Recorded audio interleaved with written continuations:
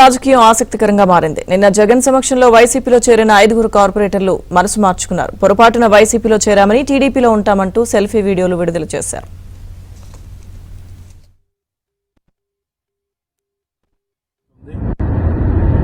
మేము గత 1 సంవత్సరం ముందు తెలుగుదేశం పార్టీలో చేరడం జరిగింది. అదేవిధంగా మేము తెలుగుదేశం పార్టీలోనే కొనసాగడం కూడా జరుగుతుంది.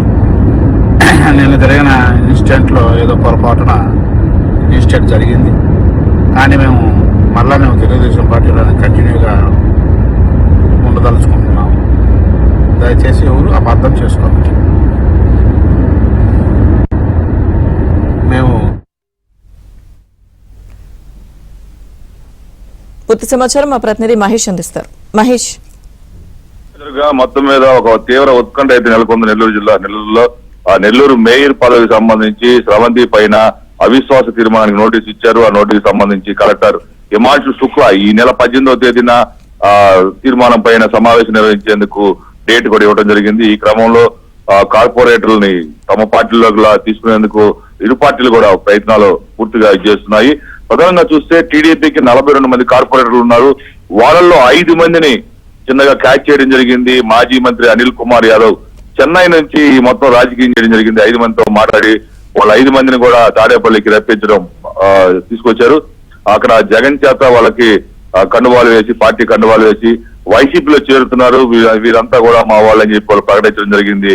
కనీసం 24 గంటలు గడవక ముందే వాళ్ళల్లో రవిచంద్ర, మరొక కార్పొరేటర్ మద్దినేని మస్తానమ్మ కుమారుడు శ్రీధర్, ఈయన నాయకుడు, వీళ్ళిద్దరూ కూడా ఈ రోజు ఉదయానికి మళ్ళీ మేము పొరపాటు చేశాము, అది వైసీపీలో వెళ్ళాం, మేము టీడీపీలోనే కంటిన్యూ అవుతాం, మమ్మల్ని కొంత బెదిరింపులకు గురి చేశారని చెప్పి చెప్పుకొస్తున్నారు. నిన్నటి రోజు సాయంత్రం కూడా టీడీపీ నేత కోటమిరెడ్డి గిరిధర్ రెడ్డి ఆధ్వర్యంలో కొంతమంది కార్పొరేటర్లు వేరేపాలెం పోలీస్ స్టేషన్ వెళ్ళడం జరిగింది.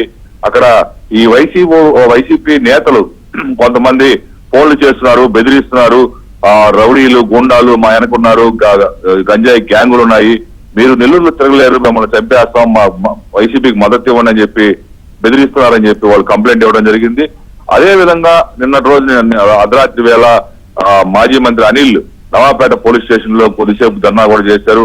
2 కార్పొరేటర్లని పోలీసులు తీసుకువెళ్లారంటూ ఆయన కొద్దిసేపు హడావుడి చేయడం జరిగింది.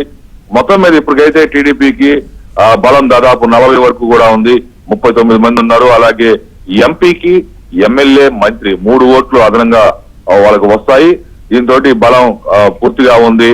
ఖచ్చితంగా టీడీపీ సంబంధించిన వాళ్లే మేయర్ అవుతారని చెప్పి సుజాత ఇప్పటికే ప్రకటించడం కూడా జరిగింది. దేవరకొండ సుజాత ఆమె మేయర్ గా వాళ్ళు ప్రకటించడం జరిగింది. 18వ తేదీ వరకు కూడా వీళ్ళందరినీ కూడా మా దీనిలో ఉంటారు, ఇబ్బంది లేదు, ఖచ్చితంగా మేమే మా సీటు మాదే అని చెప్పి వాళ్ళు ధీమా వ్యక్తం చేస్తున్నారు. మొత్తం మీద ఈ మేయర్ పదవి అనేది ఒక తీవ్ర ఉత్కంఠంగా కొనసాగుతూ ఉంది. Lakshmi Rao, thank you Mahesh.